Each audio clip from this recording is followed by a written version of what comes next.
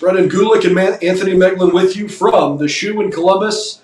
Big day for the Ohio State Buckeyes. 20-12, they knock off Penn State again here in 2023. And the story of the day, Anthony, is the elite level defense that Ohio State put on display once again here today. Final numbers for Penn State, only 240 yards of total offense. They went 1 for 16 on third downs, and that one was their last third down attempt with just a couple minutes left in regulation.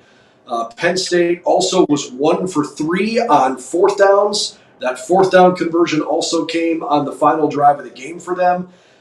Penn State and their great tandem of running backs, just 49 yards on the ground. Drew Aller was 18 of 42. Penn State could not get anything going offensively. This Buckeye defense was completely unstoppable. Yeah, they were special, man. It was unbelievable to watch. And, you know, the feeling was every time that Penn State offense was on the field that they just couldn't do anything. Like Ohio State was swarming.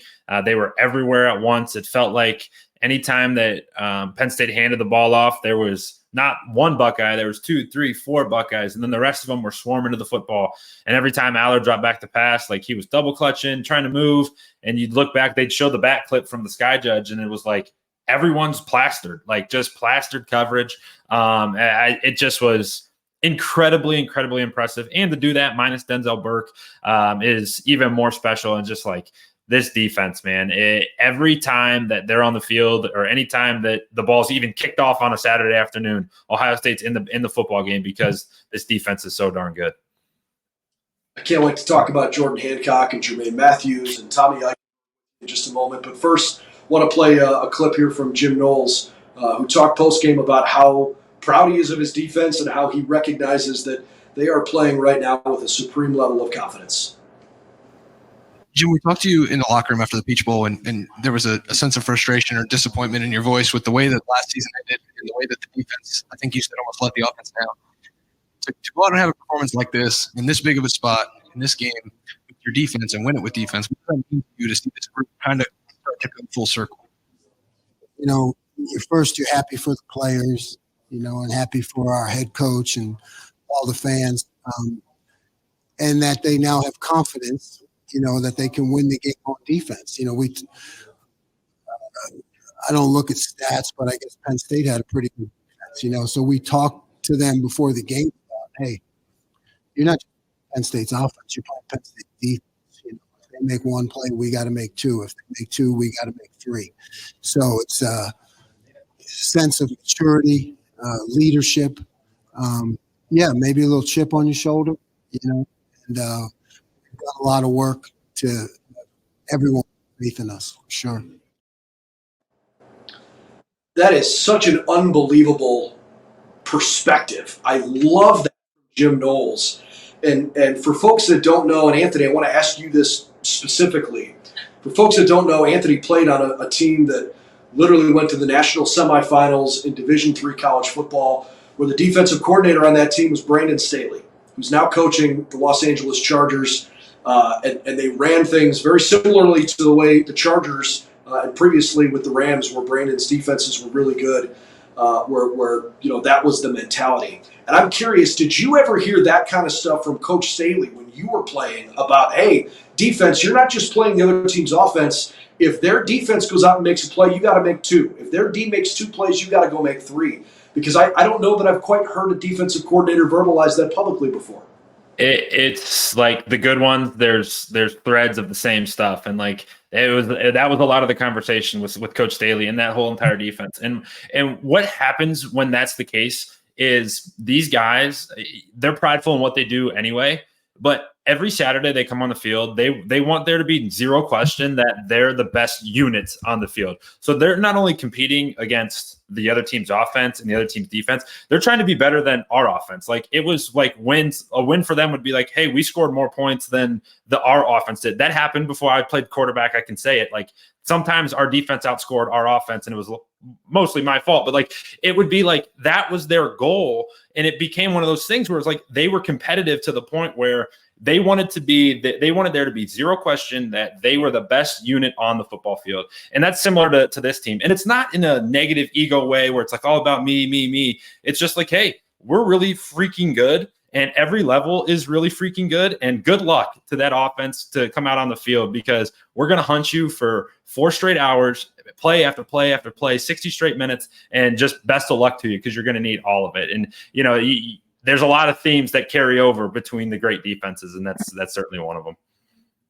What did you think about the way Ohio State put pressure on Drew Aller today in maybe slightly different ways than what we've seen in previous weeks? Because I actually do think that Jim Knowles, just again, without watching film, what I saw in real time, I felt like Jim Knowles did bring some additional pressure in ways that maybe in weeks prior.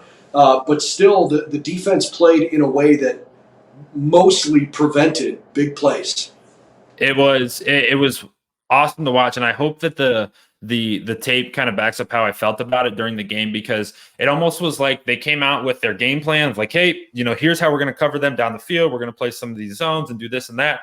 And then as the game wore on, there was a definite point where like the light bulb switch went off, and it was like, we are the far superior team athletically. We're just going to play man coverage against their guys because our guys are better, and everyone else, you're extra. Go get after Drew Aller and make him as uncomfortable as possible, because that's what it felt like. There's a really good clip. We'll show it on Monday of the back angle where it was 3rd down or 4th down. But they highlighted, Joel Klatt was talking about it. He highlighted this whole circle of the middle of the field. They were playing straight cover zero, like straight cover zero. You never see this in the middle of the field. And it was just man everywhere. And they were just like, hey, if you beat us, you beat us, but you're not going to, because our guys are better than yours. And it was the adjustment throughout the game was that, hey, we're just better, and we're just going to show it and just continue to pressure 15. And that's what they did.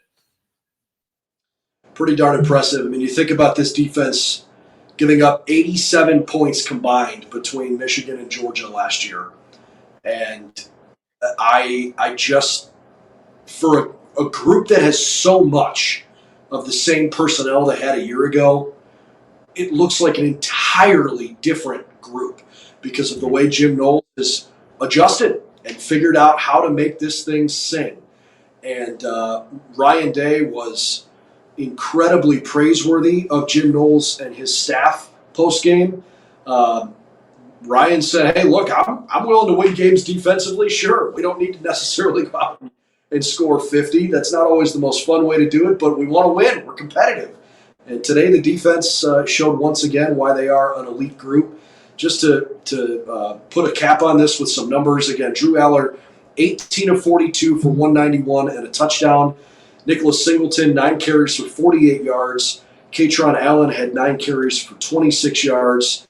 And leading receiver at 6 catches, 52 yards. So nobody else had more than 2 catches.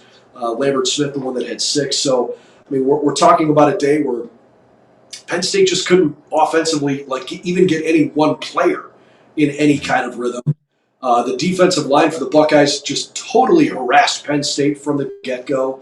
And, a Penn State team that is used to controlling the ball for 35 minutes a game today had it for 25 minutes. 1 for 16 on 3rd down is big for sure. Penn State ran it for 1.9 yards per rush. That is really, really good defense. Yeah, it's just stonewall stuff.